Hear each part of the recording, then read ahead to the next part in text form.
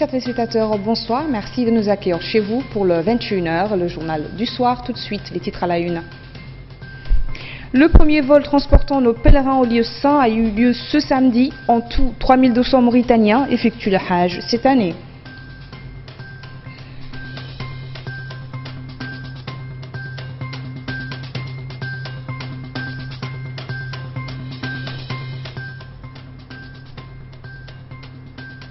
Favoriser l'intégration sociale des nouveaux boursiers mauritaniens en Tunisie, c'est l'objectif d'une journée de discussion et de débat organisée à Nouakchott par le syndicat des étudiants mauritaniens dans ce pays.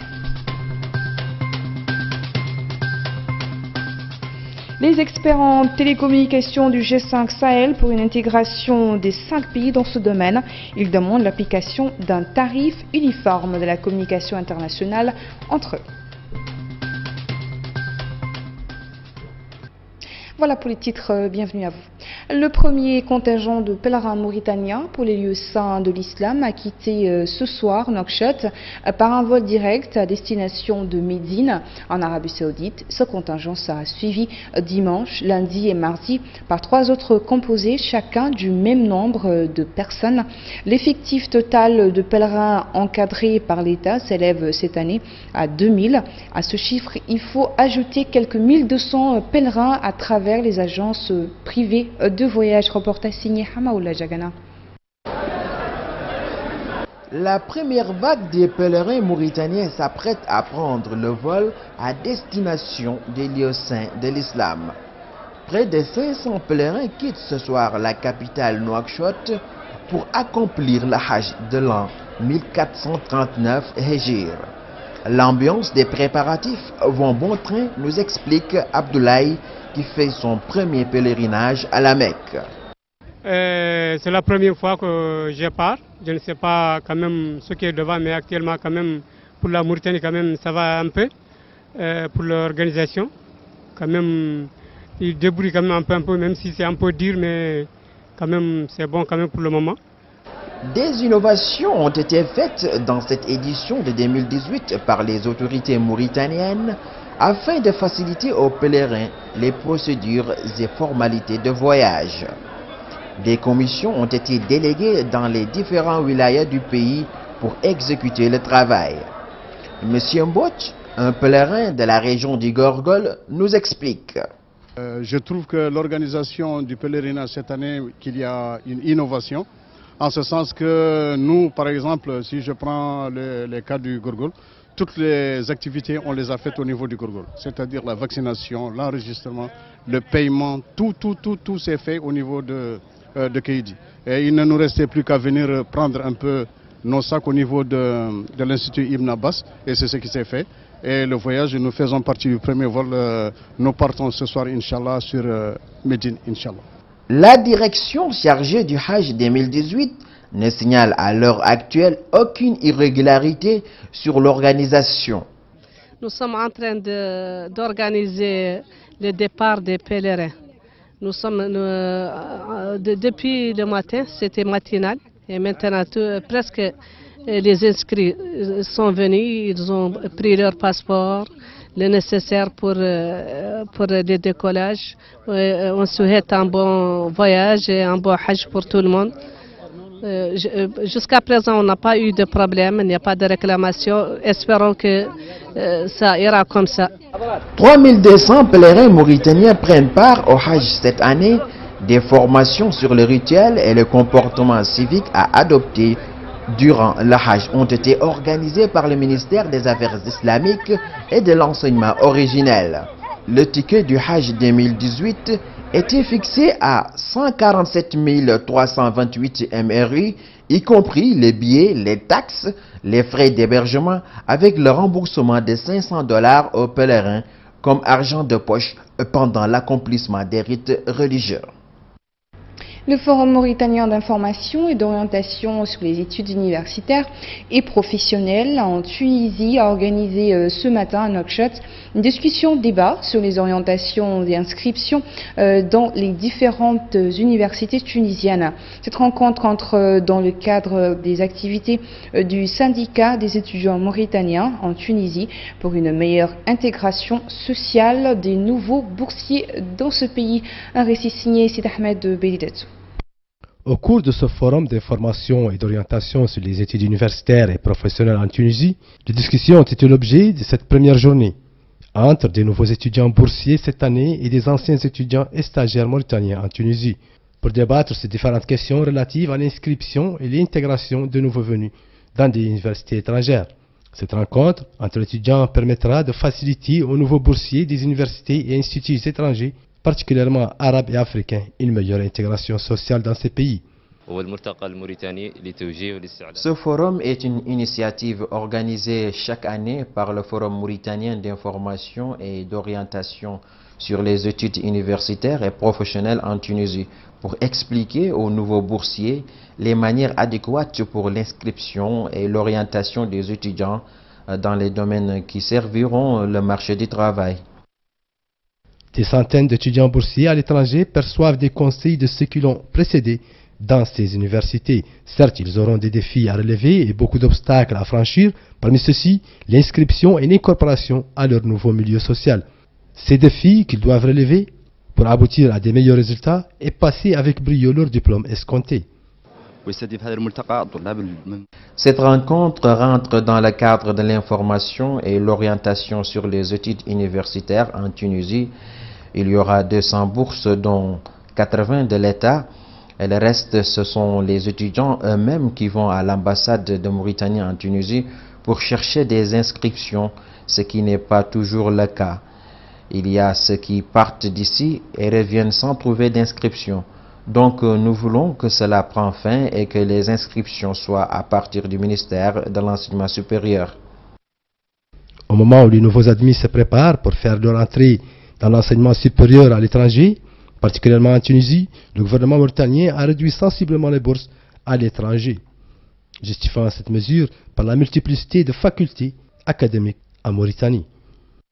L'association pour la promotion de la langue wolof en Mauritanie, APROLAO, a ouvert aujourd'hui à Nouakchott son 5e congrès ordinaire, appelé Congrès de la consolidation.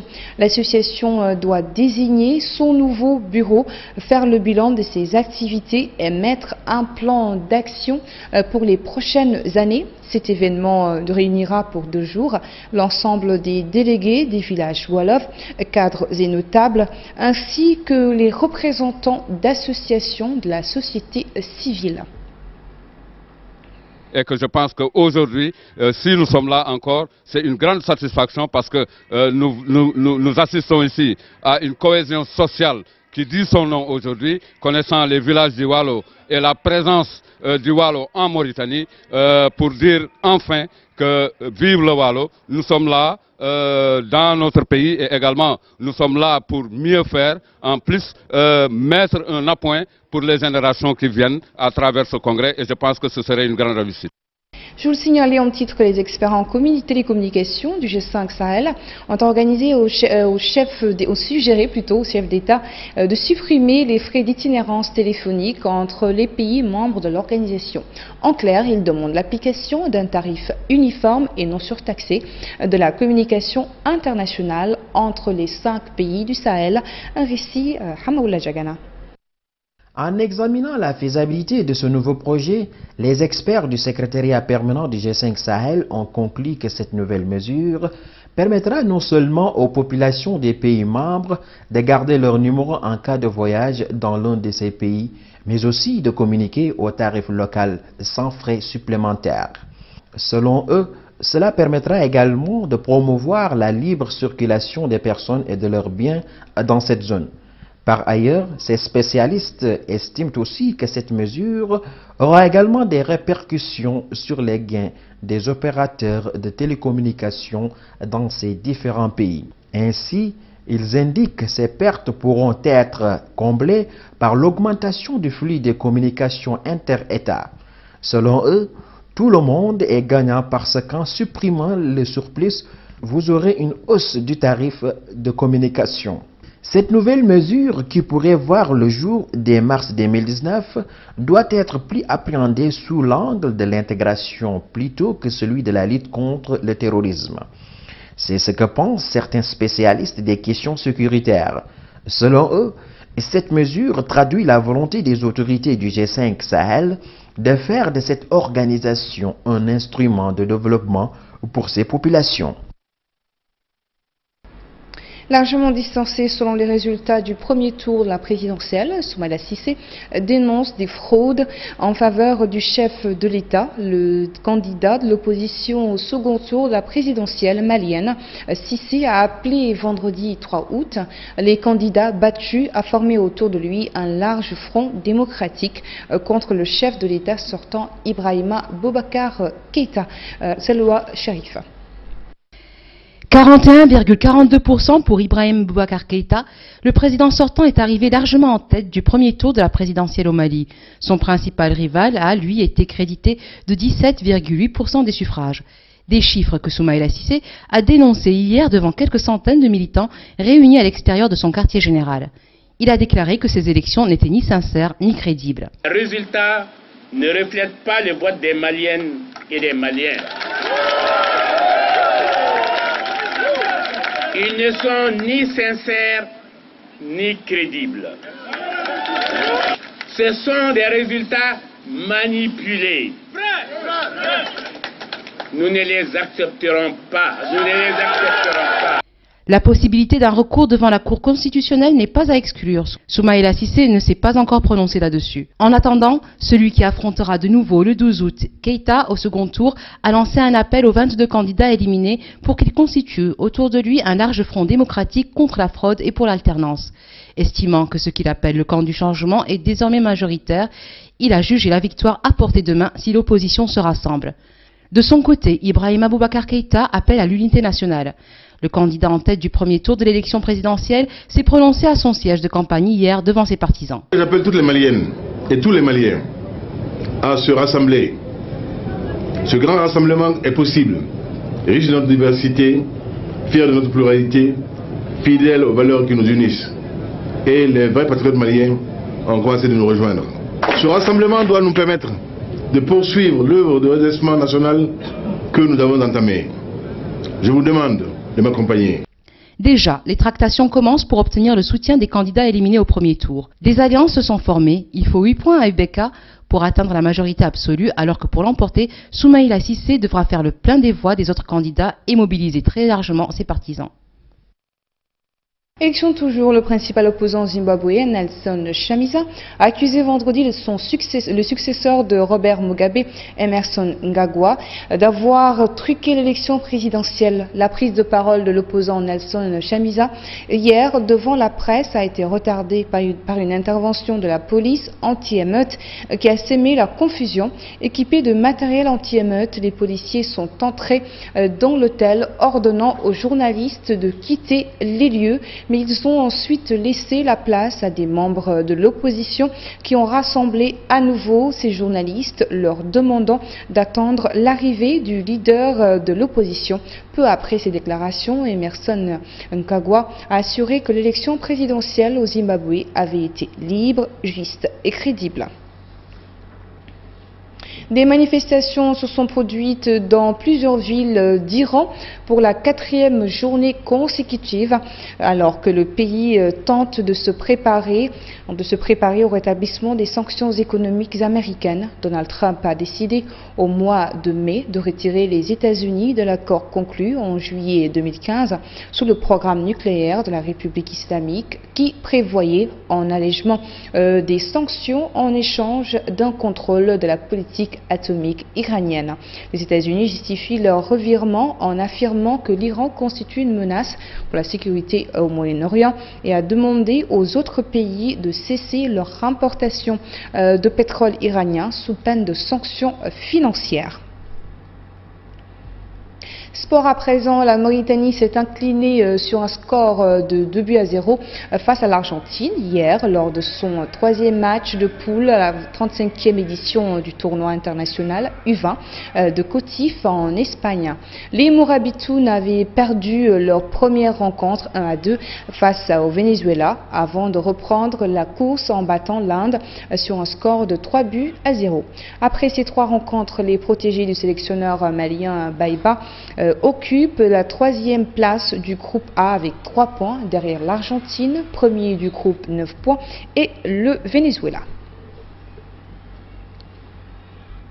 C'est sur cette note sportive que s'achève ce journal. Merci à vous de nous avoir suivis. Le rappel des titres à la une. Le premier vol transportant nos pèlerins au lieu saint a eu lieu ce samedi. En tout, 3200 Mauritaniens effectuent le Hajj cette année.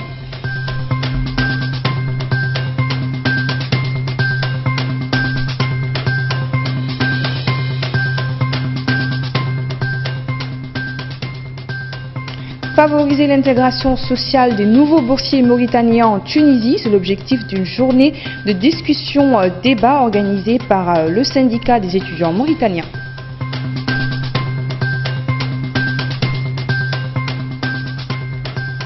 Et puis les experts en télécommunications du G5 Sahel pour une intégration des 5 pays dans ce domaine, ils demandent l'application d'un tarif uniforme de la communication internationale entre eux.